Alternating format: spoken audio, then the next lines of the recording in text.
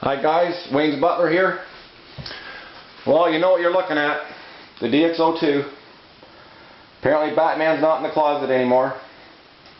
I actually got this figure back when I didn't have a computer, and the review I did it on one of my previous videos, yeah, it didn't really turn out. It was a black background, all pixelated, so I thought, well, why not bring it out and, you know, do a decent overview on it.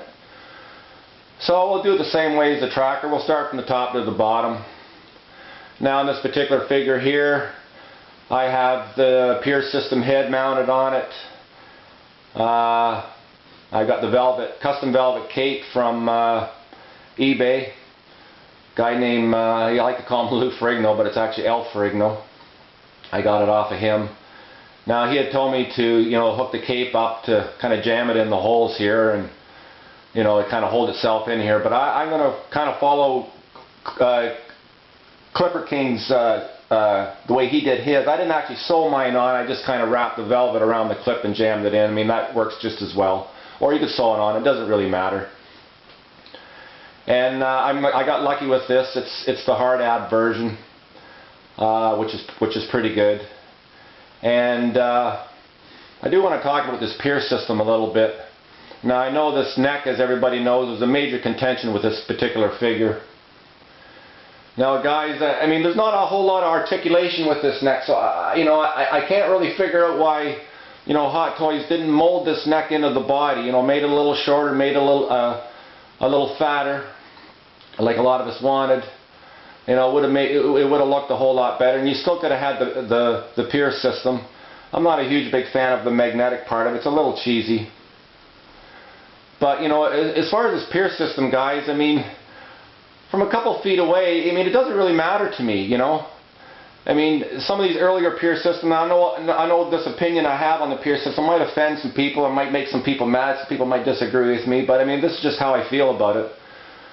I mean, Hot Toys can take this Pierce System and jam it up their ass for all I care. I mean, they jam it up mine if they want. Because if it's going to affect the overall movie accuracy of the figure, you know, I'd rather go without it. I mean, you know, take a look at the T800. Take a look at that head sculpt. Take a look at the eyes on that. I mean, it's beautiful. You know, you got the veining in the eyes, and you got the different color in the iris. You know, far better. I mean, this particular figure does come, you know, with the sonar head, but you know, I could have done without the sonar head, guys. Could have done without it. You know, I would rather have had, like I said, I would have rather have had the sculpted neck and everything else as a trade-off. And you know, as far as accessories go, it does come with a sticky bomb gun that does collapse and clips onto the belt and everything, and that's cool. It does come with the backpack for the Hong Kong jump, which is, you know, another cool accessory. It does come with one accessory, guys, that I haven't heard anybody really address, and that's this grappling gun. Now, this grappling gun, in my opinion, is out of scale. It's too large. I was actually going to hang this gun on the belt when I first got this, and the gun's too big. You know, I've watched Dark Knight many times. I could quote you lines from it from beginning to end, and I've watched that movie so many times that I don't think I could watch it again, not any time in the near future. But I will say that Hot Toys is definitely improving the Pierce System. They are starting to put veining in the eyes and stuff like that, which is better, but you know, like from 2 feet away, you know, it doesn't do a whole lot for me. I'm actually into the complete package, you know. I'm having a hard time doing this review, guys. I'm looking at this figure, and it still wows me. It still wows the shit out of me.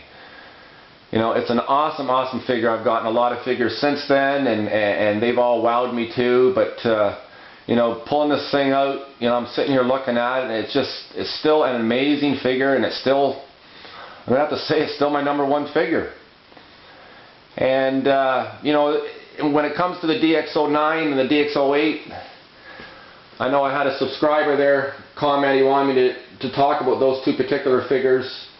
His name's Lukey Skywalker. He's one of my younger subscribers, but that's okay. You know, it doesn't matter whether you're young or old, guys. We all deserve to be in this hobby, and we all have an opinion, and whether or not we agree with each other, I think all our opinions deserve to be heard. And you know, some of you guys might not agree with some of my opinions, present and past. I may even have offended some of you, but you know, I speak what's on my mind, and you know, this is really kind of how I feel. And you know, as far as the DX08 and the DX09 go, that's actually my major concern. I was actually talking to Dean Knight privately about exactly that. I want to know how this pierce system's accessed. If it means that there's going to be an ugly seam, or some kind of a floppy head, stuff like that, you know, it won't be my #1 figure. That's why I'm waiting till I have those two particular figures in my hand. Although I will admit that the Nicholson Joker head sculpt is, you know, it's probably going to be one of Hot Toys' is #1. I mean, they just keep getting better and better.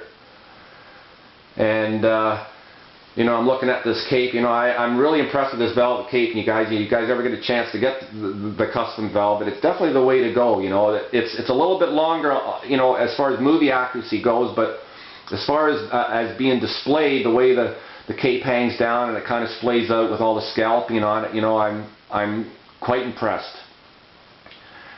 And I actually wanted to give another little quick shout out to Master Replica Guy. He's actually one of the few collectors that I can actually drive to, and I'm hoping at some point in the future him and I can hook up and, you know, talk about this great hobby that I'm quite passionate about.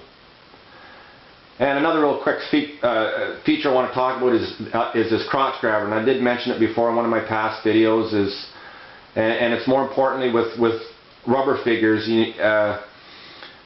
you really should take the crotch grabber out and actually bend the horns in. I bend the horns in so the tips are almost touching each other, so there's no real lateral pressure, because I will put marks in this suit. So I learned that early on, so I made sure I did that modification before I displayed this figure. And you know, I mean, I'm having trouble here, guys. I'm having trouble because this figure, it blows me away. You know, it blows me away. This is probably the first time I've taken it out of the closet in quite some time, and it's still a very, very impressive figure. Very, very impressive figure. Very movie accurate in my opinion anyways. I mean, they got the carbon fiber imprint on the chest and in the chest plates and down the side of the leg. It's, you know, it's how they do these figure, guys, I don't really know. I'd really like to see how these things are mass produced, but they do quite a good job. Now, you know, 2012 is going to be quite the year, you know, when it comes to Batman. You know, we have, like I said, the DX08, DX09 coming out. My opinion on those figures are going to yet to be told until I have the thing in my hand, because, you know, Hot Toys has a tendency to screw things up sometimes.